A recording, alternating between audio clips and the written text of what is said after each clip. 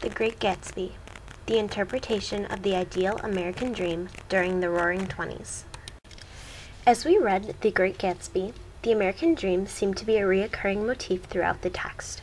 It has been a staple in the lives of Americans ever since the days of Thomas Jefferson, when he set forth the principles of life, liberty, and the pursuit of happiness, and the idea that all men are created equal in the Declaration of Independence in 1776.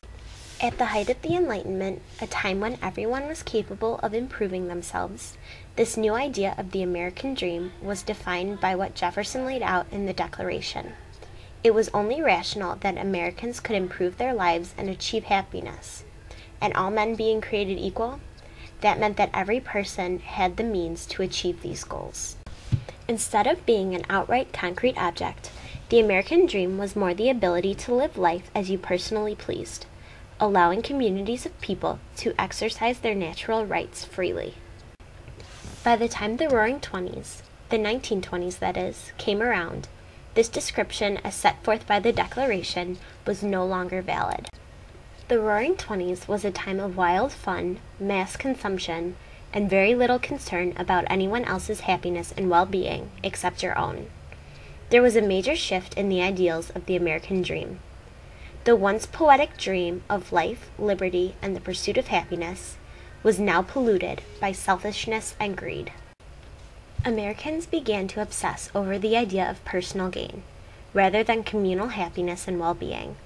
Now, it was only individuals that mattered. Material objects were now seen as the most important thing for Americans to have. Happiness was now achieved by having material items, concrete proof of your wealth and well-being. And not everyone in the community was lucky enough or hardworking enough to make this dream a reality. In The Great Gatsby, this was demonstrated through the over-the-top and expensive parties Jay Gatsby held in his over-the-top and luxurious mansion every weekend. Absolutely no expense was spared by Gatsby when purchasing the best food and drink and clothing for himself to show off to his guests. Jay Gatsby's intentions were to physically demonstrate to the world how rich he was, proving to everyone that he had achieved the new version of the American dream, unimaginable amounts of personal wealth. To investigate this major shift in the principles of the American dream, we would like to show you a number of advertisements from the 1920s. These ads from period newspapers and magazines contributed to this shift very much. It is quite easy to see how American companies helped fuel the craze surrounding personal wealth and material objects. Now, just as a warning, some of these ads are a bit dark. Since they are copied from old newspaper and magazine reels, it is somewhat difficult to make sure that they transferred perfectly. The first two advertisements that we are going to look at are of a still popular name brand, Coca-Cola. The first one is from the March 14th, 1925 edition of the Saturday Evening Post, depicting a man pouring a glass of Coca-Cola for a woman. Both people are very well dressed, as if they are going out for a nice afternoon trip.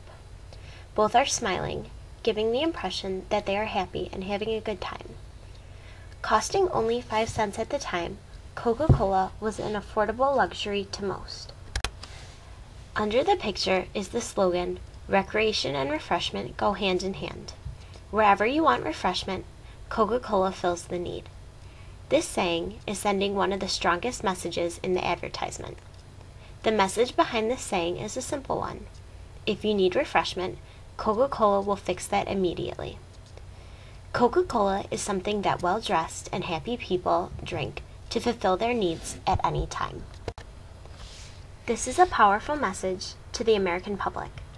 It gives off the impression that this material purchase can and will fix whatever refreshment you need, as if no other product can do so.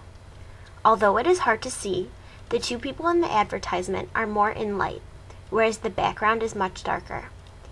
Catching the attention of the reader with their well-dressed persons, it's as though consuming Coca-Cola will light up the world around you, leaving others behind in the dark, still trying to find a means to refresh themselves.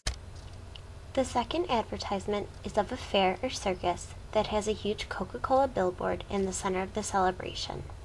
The mood is a very happy one, as people are clearly excited to be at the fair. Children are running around to see all the sights in the extremely crowded area. Putting the sign in the middle of the scene conveys to people who are looking at the advertisement that the festive mood and seemingly good time has been brought to them by the Coca-Cola Company. Each of these ads uses visuals as well as words to show readers that drinking Coca-Cola will only make them happier. It's as though they're trying to tell readers that they too can be happy and well off like the people in the ads if they buy the Coca-Cola products. Relating back to the new definition of the American dream, these ads show that companies are telling people they will be happier if they buy their product. Clearly, in each of the Coca-Cola advertisements, the people are happy and well off. By drinking Coca-Cola, consumers too can show off their wealth and happiness to those around them. They, perhaps unwittingly, will give off the same impression to others as the people in the advertisement. The next advertisement we are going to look at is from Town & Country magazine in 1922 for a beautiful ermine coat costing a whopping $695. In today's money, that would be about $9,000. The coat is modeled by the famous actress Hedda Hopper, who was a Hollywood star and known socialite.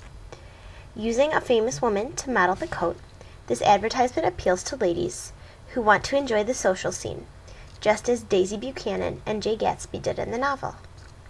Besides the high price tag, which would show off to others that you had the money to afford it, this coat was publicly worn by a famous actress. The fact made wearing the coat even more of a status symbol, showing that you had the social prestige to wear such a fine and fashionable piece of clothing, just like the actress. Now, we are going to take a look at an advertisement for candy. This Johnston's box of choice candies was advertised in a 1923 issue of the Saturday Evening Post. The visual shows you a fashionable woman with 3 men below her attached to puppet strings. Nothing they are doing impresses her or catches her attention, especially with their plain clothing and boring gifts. On the other side of the page is a dashing young man that is properly and fashionably dressed. He is bringing the young lady a box of Johnston's candy. Aside from the fact that he is visually better looking, he has a wonderful gift for the young woman. The box of candy that the advertisement claims will intrigue curiosity, satisfy the palate, and prove the thoughtfulness of the giver. This advertisement uses the tactic that men must be well dressed and come bearing gifts if they want the chance of getting attention from a woman. This once again goes back to the new idea in the American dream involving material objects. The ad solidifies the impression that young men must have money to buy gifts and nice material possessions to properly get the attention of a crush.